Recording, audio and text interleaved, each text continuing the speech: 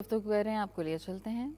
तो हमने ही आवाज़ बुलंद की जब पिछली वफाकी हुकूमत जिसमें MQM भी शामिल थी, उसकी काबीना ने, वफाकी काबीना ने, इनके वज़रा, इस शहर के कम अज़ कम 5-7 वज़रा उसमें मौजूद थे और उन्होंने हमारी जाली मरदमशुमारी, जिस पर हमें आधा गिना गया था, उस जाली मरदमशुमारी की कराची से ताल्लुक़ रखने वाली इन दोनों जमातों के वज़रा ने उसको मंजूरी देकर, मैं समझता हूँ कि कराची के साथ अच्छा नहीं किया था।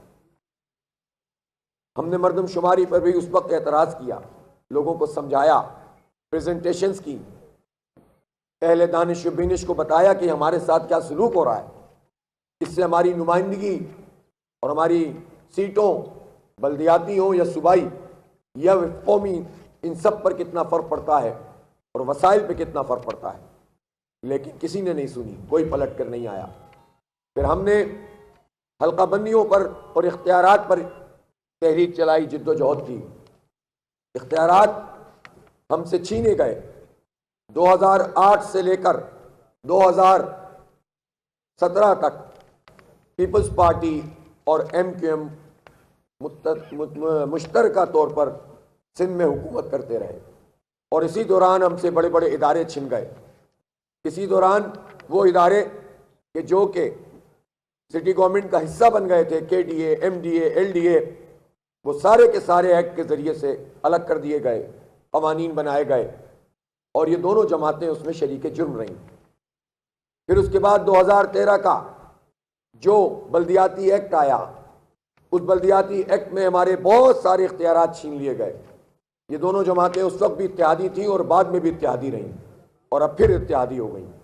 गोया हल्काबंदियों पे भी हमारा एतराज़, वोटर लिस्टों पे भी हमारा एतराज़, और वोटर लिस्टों पे तो हमने उस वक्त तहरीक चलाई थी जब 2013 में एक एक घर से 550 वोट निकला करते थे और हमने तो उसके लिए ट्रेन मार्च भी किया था, इस्लामाबाद तक गए थे।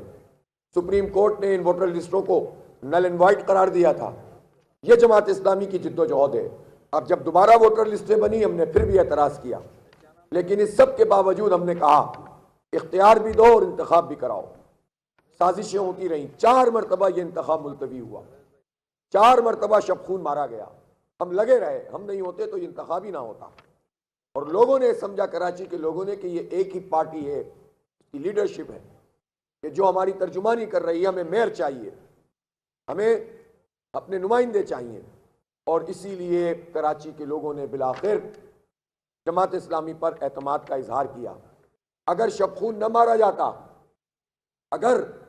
अगर उस वक्त ये इबाहम न पैदा किया जाता, महल्लाती साजिशें ना होती रात 2 बजे तक, रोजाना की बुनियाद पर यह ना कहा जाता कि इंतखाब नहीं हो रहा, नोटिफिकेशन डिनोटिफाई ना किए जाते, बिलावल हाउस में और बहादुराबाद में और गवर्नर हाउस में और CM हाउस में साजिशें न की जाती, गवर्नर साहब की आनिया जानियां ना होती, तो शायद ये मैंडेट 50% से भी ज्यादा होता।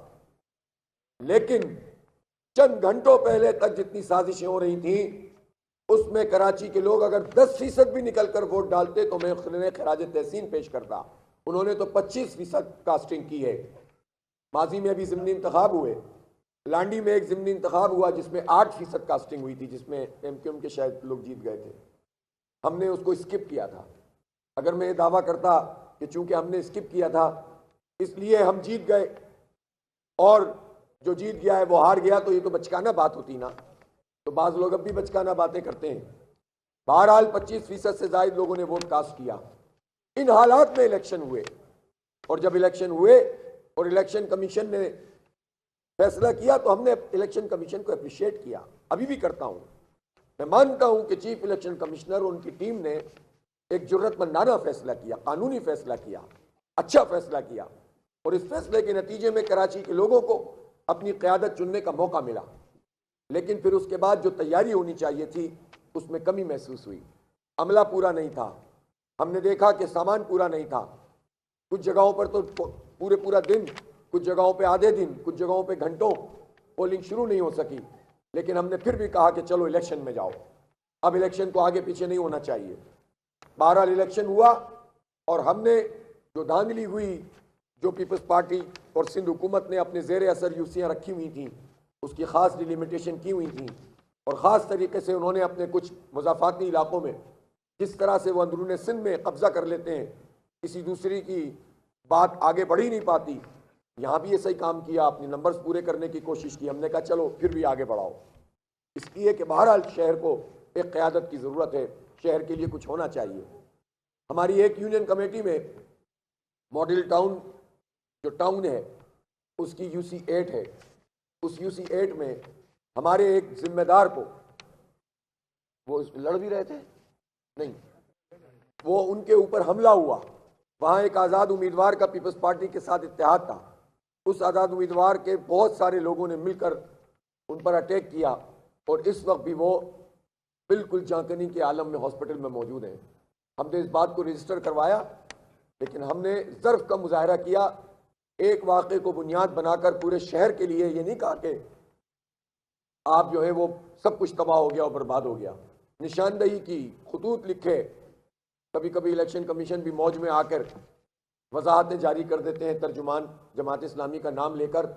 हालांकि माजी में भी उन्होंने ये काम किया था और इस काम के नतीजे में हमने उन्हें हरजाने का नोटिस दिया था और इस हरजाने के नोटिस पर फिर जब उन्होंने माजरत की तो हमने कबूल कर लिया था। इतना ज़र्फ़ हम भी रखते हैं, हम उनके ज़र्फ़ की भी दाद देते हैं चीफ इलेक्शन कमिश्नर के, जिन्होंने हमारे इस नोटिस के जवाब में माजरत की थी। लेकिन दोबारा से आज भी उन्होंने कोई इस तरह की कार्रवाई डाली है तो ये इलेक्शन कमीशन ज़्यादती भी करने में मदद दे, मुख्तलिफ पार्टियों का साथ दे और जो आवाज़ उठाए उसके ऊपर ये कहा जाए कि ये नहीं करना चाहिए, ये मुनासिब नहीं है, इसका हम कानूनी जवाब लिखेंगे।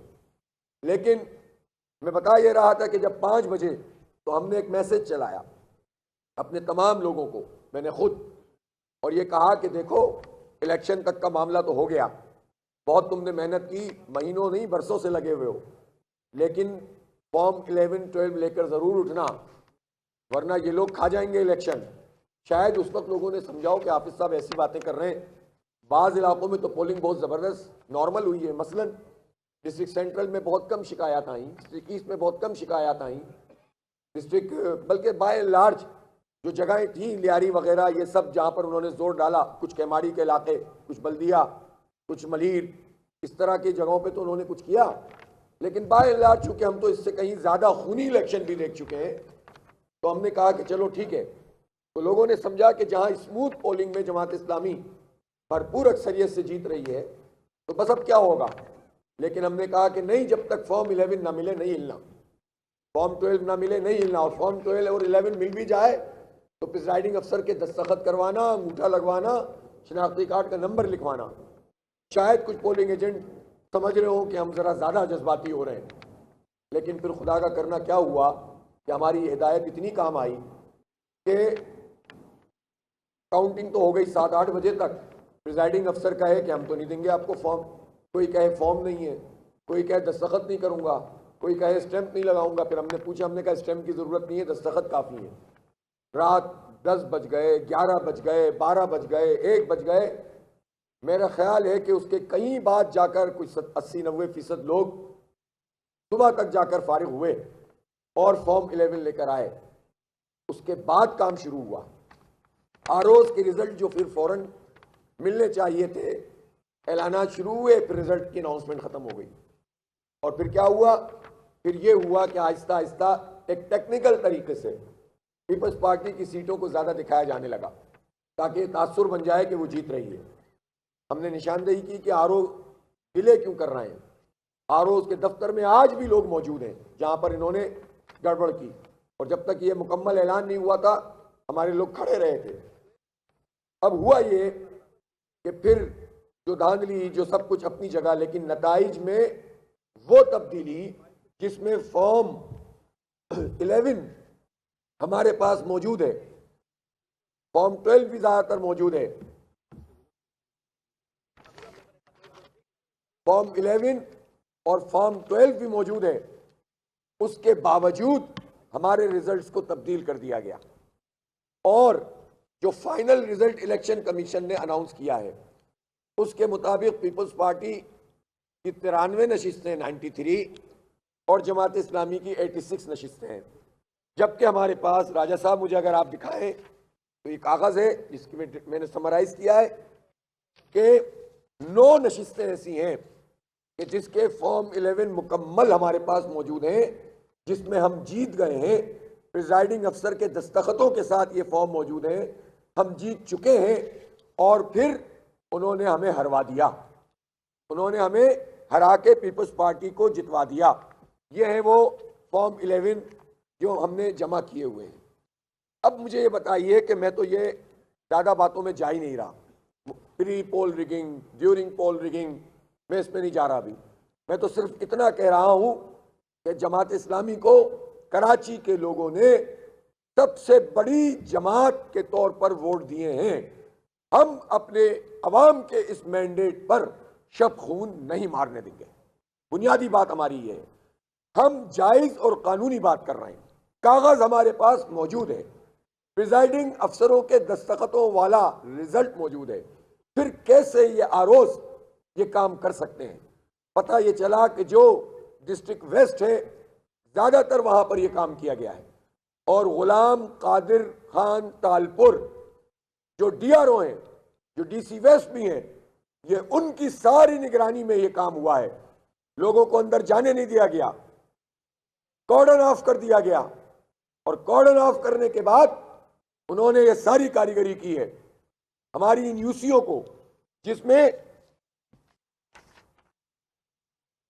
औरंगी टाउन की UC3, UC6, UC7, UC8 ये डिस्ट्रिक्ट वेस्ट में आती है, मोमिनाबाद UC3, मंगूपीर UC12 और फिर गुलशन में UC1 और सफूरा की UC1 और इसी तरह मॉडल कॉलोनी की UC8।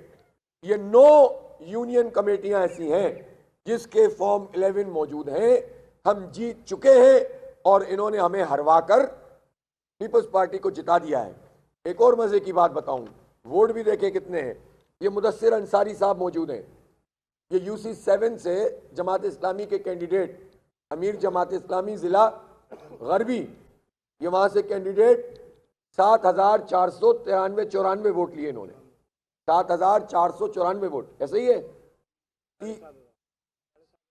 साढ़े, है ना, 7,500 वोट इनके हैं और पीपल्स पार्टी के हैं 1,394 वोट, 1,394 वोट।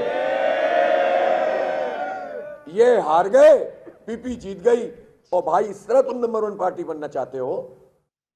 खबरें बनाने के लिए सिर्फ तुम्हें पता है कि तुम्हें शिकस्त होगी, खबरें बनाने के लिए तुम 7,400 के बजाय 1,300 वाले को जिता रहे हो। अब मैं तो नहीं कहूंगा कि कोई फला होती है और कोई फला होती है, ये वाला, ये सीरियस बात है, ये क्या मजाक है।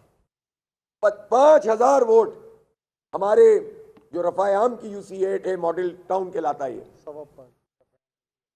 रफ़ायाम जिसमें शामिल है, उसमें 5,200 वोट हैं। इसके मुताबिक साइन शुदा 2,500 कर दिए, PP जीत गई। ये क्या मजाक है? इसी तरह हमारे पास पूरी तफसील मौजूद है। ये ज्यादती नहीं करें, हमारी ना किसी से लड़ाई है ना दुश्मनी है, लेकिन आप हमारे मैंडेट पे कब्जा करेंगे तो हम एहतजाज का भी हक रखते हैं, कानूनी हक भी रखते हैं और ये हक भी रखते हैं कि फिर हम आपसे हर महाज पे मुकाबला करेंगे। इसलिए हमारा मुतालबा है इलेक्शन कमीशन ऑफ पाकिस्तान से और मैं पीपल्स पार्टी की आला क़यादत से, बिलावल भुट्टो जरदारी साहब से, आसिफ अली जरदारी साहब से, मुराद अली शाह साहब से, उनके तमाम वज़रा से, इनसे यह मुतालबा करता हूँ कि हमारे पास ये रिज़ल्ट मौजूद है, आप खुद ही इलेक्शन कमीशन में जाकर इसकी करेक्शन करवा लीजिए। ये आपका अच्छा जेस्चर होगा। बाकी बातें तो अपनी जगह, जो शिकायत हैं तो बरकरार हैं, लेकिन आप ये काम तो कर लीजिए, तो फिर उसके नतीजे में तो हम ये कह सकते हैं ना कि आपने इसको रेक्टिफाई किया। अगर आप कर लेंगे हम इसको वेलकम करेंगे, और आप नहीं करेंगे तो हम इलेक्शन कमीशन से भी करवाएंगे। और अगर इलेक्शन कमीशन ने यह ज्यादती की कि जानते बूझते हुए हुकूमत का साथ दिया, तो हमारे पास अदालती रास्ता भी मौजूद है और हमारे पास सड़कों का रास्ता भी मौजूद है, धरनों का और घेराव का रास्ता भी मौजूद है। ये हमारा आईनी हक है। अवाम ने हमें मैंडेट दिया है, तुम कौन होते हो हमारा मैंडेट हमसे छीनने वाले? कराची के लोग कहते हैं जमात इस्लामी सबसे बड़ी जमात है, तुम कौन होते हो उसको जो है वो पीछे करने वाले? जमात इस्लामी ने शानदार तारीखी कमबैक किया है, एक बड़ी पार्टी बनकर सामने आई है।